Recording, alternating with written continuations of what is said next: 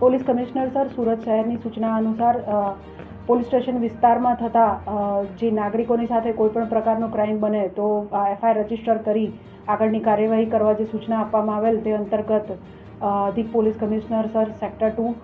નાયબ police commissioner sir zone 7 ની સૂચના અનુસાર પાલ પોલીસ સ્ટેશનની અંદર જે ફરિયાદી વૈભવ અજીત કુમાર દેસાઈના સાથે ચાલુ વર્ષે 2 જાન્યુઆરીની રોજ એક ઘટના બનેલ હતી, જેમાં ચિરાગ ભરવાડ ઉર્ફ ચિરાગ મેર અને તેના સાથીદારો જોય સાટિયા, વિકી કુડાળા વગેરે મળીને જે ફરિયાદી છે એમને પોતાના મોબાઈલમાં એમના મોર ફોટા અન્ય સ્ત્રીઓ સાથેના બતાડી અને ધાક ધમકી આપી સમાજમાં તેમની ઇજ્જત નહીં રહે એવી ધમકી આપી વિવિધ પ્રકારે એમને પાસેથી 15 લાખ રૂપિયાની માંગણી કરેલ અને એ જ સમયે તેમની પાસેથી જે વ્હીકલ હતું એમાંથી 3 લાખ રૂપિયા જેટલી કેશ રકમ પડાવી લીધેલ હતી. આ અંગે માર્ચ મહિનામાં ફરિયાદીએ પોલીસ સ્ટેશનનો સંપર્ક કરીને પોતાની ફરિયાદ આપતા ભારતીય ન્યાય સંહિતાની કલમ 308(6), 115(2), 352, 351(3) અને 61(2)(3)(5) મુજબનો ફરિયાદ દાખલ કરવામાં આવી હતી.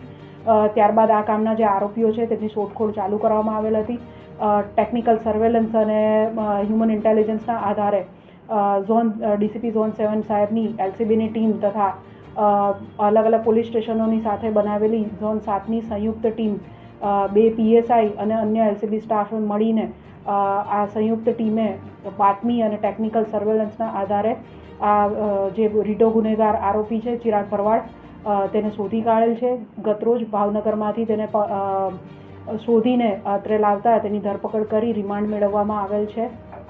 આરોપીની વિગત જોઈએ તો આ આરોપી અગાઉ ગુજસી ટોકમાં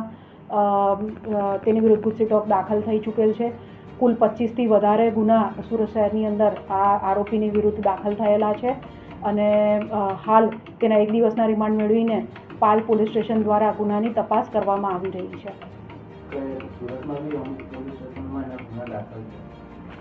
ઘણા બધા પોલીસ સ્ટેશનની અંદર એના ગુના દાખલ છે અને સદર આરોપી ગુજસી ટોકમાં જે ઉત્તરાયણ પોલીસ સ્ટેશનની અંદર 37/2024 નંબરનો જે ગુનો હતો એની અંદર 1 વર્ષ જે ગુજસી ટોક દાખલ છે તેમાં જેલમાં રહીને આવેલ છે. ત્યારબાદ હાઈકોર્ટમાંથી જામીન મેળવ્યા પછી થોડો સમય શાંત રહ્યા પછી ફરીથી પોતાની પ્રવૃત્તિ ચાલુ કરેલ, જેથી પાલ, અડાજણ, વરાછા પોલીસ સ્ટેશનની અંદર એની વિરુદ્ધ ગુના દાખલ થયેલ છે અને અગાઉના જે ગુનાઓ છે એમાં પણ જોઈએ તો 20થી વધુ ગુના તો તે સમયે પણ હતા જે ગુજસી ટોકના કામે ધ્યાને લેવામાં આવેલ હતા.